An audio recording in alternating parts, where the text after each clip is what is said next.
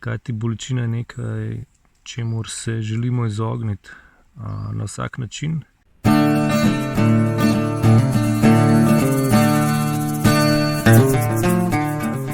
Živijo, Miha tukaj iz Black Raven Solutions. Popotovanje junaka, junakinje v lok. Danes bom govoril o bolečini. Predvsem v odnosu do bolečine, kakršnega imamo v predvsem zahodnem svetu. Odnos do bolečine je zelo neprimeren, kajti bolečina je nekaj, čemur se želimo izogniti na vsak način, kar želimo prikriti, kajti to je nekaj, kar nas drži stran od našega trdo zagaranega in zasluženega počitka, užitka, udobja in tako naprej.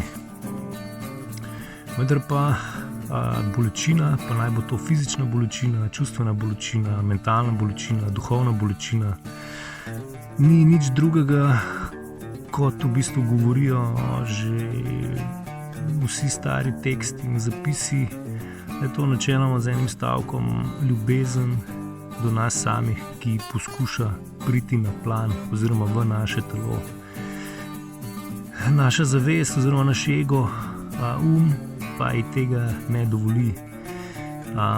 Dokler ne pride do predaje uma, ko je ta fizična bolečina tako močna, da se ji dobesedno predamo in sprostimo to energijo, ki je v nas nakopičena in ne pride do izraza. Torej, odnos do bolečine, še enkrat.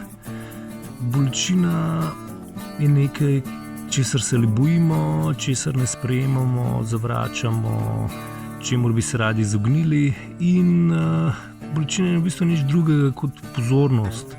Ta pozornost, ki jo dajemo na svoje telo, na sebe.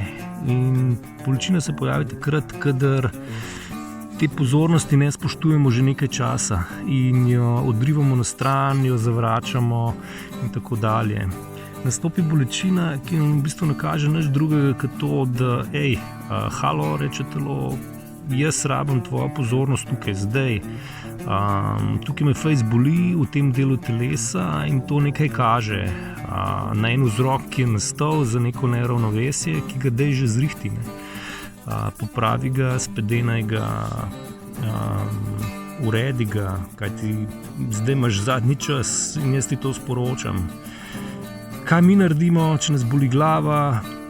Ponovadi se ne vprašamo, zakaj me boli glava, kaj sem naredil s svojimi dejanji, s svojimi mislimi, čustvi, karkoli, z besedami, da je prevedel do tega stanja, da mene boli glava. Ne?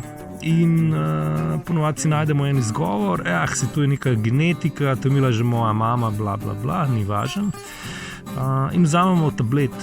Vzamem protibolečinski tablet, aspirin, karkoli, glava čez nekaj minut, nekaj 10 minut preneha boleti. In smo rekel, wow, super, ne boli več, to je to, gremo dalje. Jutri, pojutrišnjem se bolečina ponovno ponovi, glavobol je še večji, kaj naredimo, pozorno vzamemo tableto in ga prekrijemo.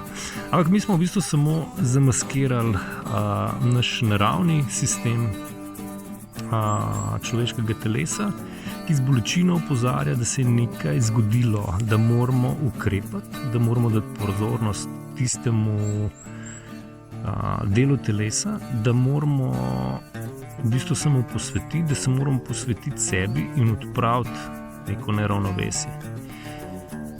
In ko začnemo to delati, ugotovimo, da v bistvu tableta ne pomaga, ampak da pomaga to, da spremenimo sebe, svoje obnašanje, svoje navade, svoje razvade, svoje odvisnosti ali pa karkoli drugega, kar nas spravlja iz nekega ravnovesja. Torej, bolečina je vaša prijateljica in če ste to zdajle slišali in je v vas odzvanjalo, ste na dobri poti, da začnete čistiti sebe tako na fizičnem nivoju, na čustvenem nivoju, na mentalnem in na duhovnem.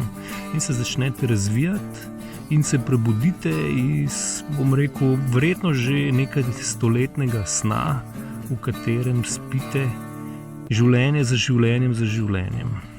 Torej, vabim vas, da sprejmete bolečino kot vašo prijateljico in začnete raziskovati, razvijati, prebujati in presvetljevati sebe.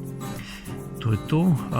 V komente napišite svoj komentarček, ne samo kako se vam je zdel, ampak takrat, ko boste zadevo resnično sprobali in kakšne rezultate ste dobili. In to ne naredite samo enkrat in če ne uspe, dajte to nekaj časa ponavljati, tako da bojo neki konsistentni rezultati.